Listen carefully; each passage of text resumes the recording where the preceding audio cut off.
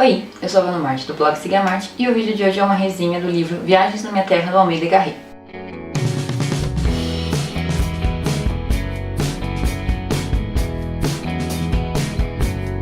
Bom, hoje eu vou fazer uma resenha do livro Viagens na Minha Terra, do Almeida Garrett, ou Almeida Garrett, eu não sei como pronuncia, eu já ouvi falar em Garrett, eu já ouvi falar em Garrett, então eu não sei qual que é o certo. Eu queria muito poder falar bem desse livro, eu queria poder chegar aqui e falar, nossa, é um livro maravilhoso, é um livro que eu gostei, mas eu não gostei nem um pouco dessa leitura, assim, foi uma leitura muito chata pra mim, sabe, passou muito devagar, é um livro que não se deu comigo. Porém, eu imagino que muitas pessoas devam gostar dele, porque quando eu coloquei uma foto que eu tava lendo esse livro no Instagram, e quando eu comentei lá no Scooby que eu tava lendo esse livro, muitas pessoas curtiram, então eu acredito que as pessoas já tenham lido, estejam gostando dessa leitura, ou tenham gostado dessa leitura, enfim. Eu já ouvi dizer também que o Almeida Garrett, que Viagens na Minha Terra, é o livro mais complexo, assim, que cai na FUVEST. Não sei se é porque é uma literatura que não nos é conhecida, assim, não nos é próxima, porque, de certa forma, conforme nós estamos na escola, né, no decorrer das aulas de literatura, do Fundamental 1, Fundamental 2, a gente acaba lendo Memórias Póstumas, a gente acaba lendo Cortiço, mas eu não me recordo da minha grade curricular nas minhas aulas de literatura englobarem algum livro de literatura portuguesa que não seja tipo os Lusíadas, sabe? Eu não conhecia essa obra, não conhecia esse autor e com base nesse livro eu sinceramente não vou correr atrás dele. Bom, o livro Viagens na Minha Terra foi lançado em 1846 mais ou menos e ele é um romance dito híbrido. É um romance que transita por muitos tipos de textos, assim, ora o narrador é primeira pessoa, ora ele é terceira pessoa, ora o texto é jornalístico, ora é um diário de viagem. Então é um texto é uma história que é muito oscilante, assim, ela tem várias faces. O livro conta a história do narrador, ou do Almeida Garrett, em sua viagem de Lisboa a Santarém. Segundo eu dei uma pesquisada, porque a minha edição, ela não tem um mapa, tem uma edição que tem um mapa que diz, né, a distância entre Lisboa e Santarém, tem o desenhinho lá de onde eles estão no decorrer da viagem, conforme os textos, mas a edição que eu tenho, que eu peguei emprestada, né, aliás, beijo, Fernando, que me emprestou, a edição que eu tenho não tem esse mapa, e é uma viagem relativamente longa para padrões de Portugal, assim, é como se ele cruzasse o país. Aqui, em termos Brasil, assim, seria como se você saísse de Mogi das Cruzes, São Paulo, e fosse para Ouro Preto, Minas Gerais, sabe? É uma viagem longa de uma cidade relativamente central para uma cidade histórica, né? Uma cidade que tem um milagre. O narrador ele vai para Santarém em busca de um milagre, que eles não comentam no livro qual que é. Eu dei uma pesquisada, mas não acho que é pertinente à história.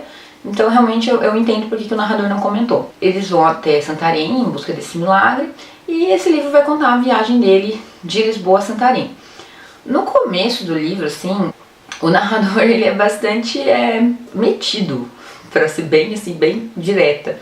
Ele vai comparar essa obra a Goethe, a Homero, sabe, a vários autores, a Shakespeare. Ele vai dizer que a obra dele é maravilhosa, que a obra dele é uma das melhores coisas que você já vai ler, que é um diário fantástico de viagem.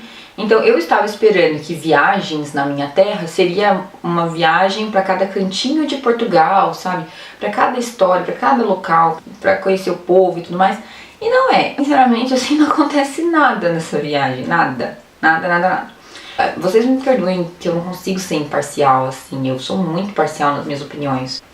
Enfim, conforme o autor segue nessa viagem, né, nesse comboio até Santarém, ele vai comentando sobre as suas opiniões literárias, suas opiniões políticas, ele comenta sobre as pessoas que estão no entorno dele e a viagem segue. Quando chega num determinado ponto, ele vai observar uma casa que é muito bonita e tem muitos rouxinóis e uma das pessoas que está com ele na viagem vai contar pra ele a história da menina dos rouxinóis, a Joaninha, que é uma história de amor que se passa em paralelo à história do livro mesmo. Então, por vezes, o autor vai estar contando a sua história na sua viagem até Santarém. Por vezes ele vai estar ouvindo a história dessa outra pessoa que vai contar essa história de amor da Joaninha e do Carlos. Vou contar um pouquinho da história da Joaninha e do Carlos. Esse é o momento, sabe, novela mexicana do livro. Vai contar a história do Carlos, que é um soldado do exército liberal, e é primo da Joaninha. A Joaninha é uma menina bem mais nova e ela se apaixona por ele, e eles acabam ficando juntos, enfim. Só que o Carlos esquece de contar pra ela que ele era casado, ele vivia na Inglaterra e ele era casado.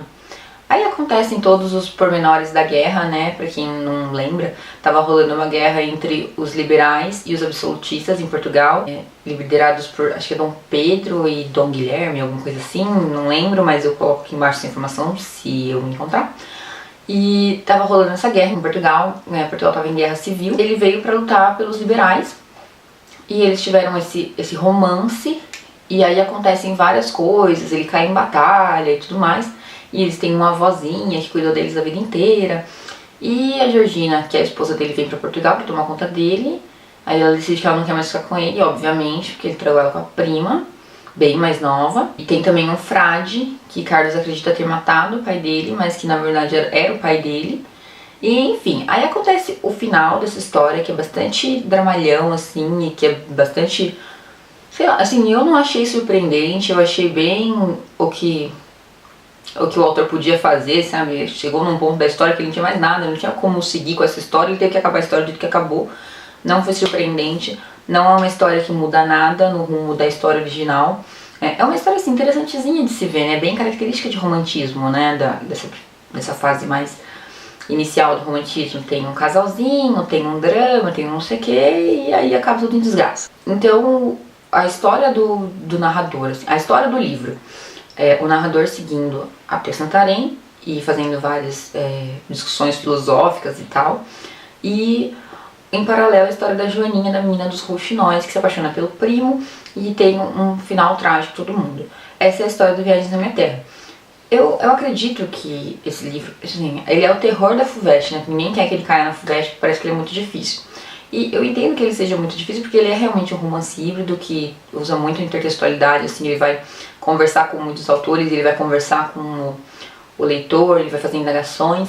Ele também vai trazer muita influência de livros clássicos, assim, de Lusíadas, de Homero, de Fausto. Ele traz muitas informações literárias para a sua obra, mas eu tenho a impressão de que o autor, além de eu ter pegado muito mal que o autor no começo do livro começou a comparar a sua obra com obras que são clássicas da literatura mundial, e não foi, ele prometeu demais, não entregou nada, que nem político. Eu tenho a impressão de que a história das viagens dele pela terra dele, que ele prometia tanto que seriam tão interessantes, não foram.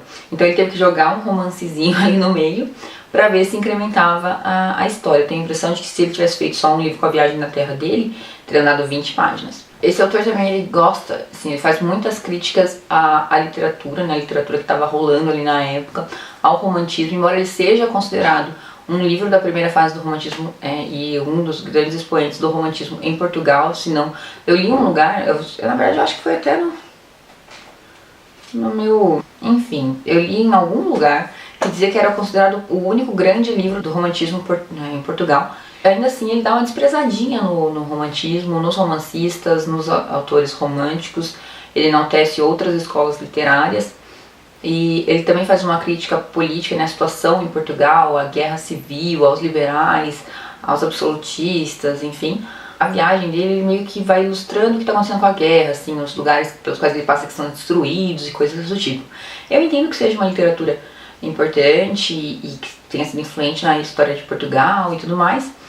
Não entendo o que o livro português está fazendo na lista de livros da FUVEST, e não é um livro que eu particularmente gostei. Se você discorda de mim, se você acha que essa obra é maravilhosa e tudo mais, comenta aqui embaixo, eu vou gostar de saber o que você tanto gostou dessa obra. Foi um livro que eu li com muita dificuldade, não pela dificuldade do texto, que também é um texto bastante difícil, mas pela linearidade da obra, sabe? Eu não senti que foi uma obra linear, não senti que era uma obra boa, ela tinha altos, ela tinha baixos, não achei que foi aquilo que o autor me prometeu entregar, e eu, sinceramente, eu não gostei. Outra coisa que eu tenho que comentar com vocês é que, quando eu peguei a lista de livros pra ler esse ano, eu acabei pegando a lista de livros do ano passado pra eu ler sem querer. Então, esse livro, ele não vai cair na FUVEST 2017, nem 2018. Se eu puder te dar uma dica, assim, tipo, leia... Aliás, se eu puder te dar uma dica, assim, não leia se você não precisar, sabe?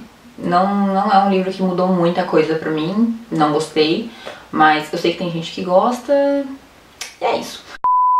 Bom, eu espero que vocês tenham gostado desse vídeo. Se vocês têm opiniões semelhantes ou divergentes às minhas, comenta aqui embaixo, eu vou gostar de saber. Deixe seu joinha se você curtiu. Não se esqueça de acompanhar os vídeos aqui no canal, toda quinta-feira tem vídeo novo. E é isso, um beijo e tchau!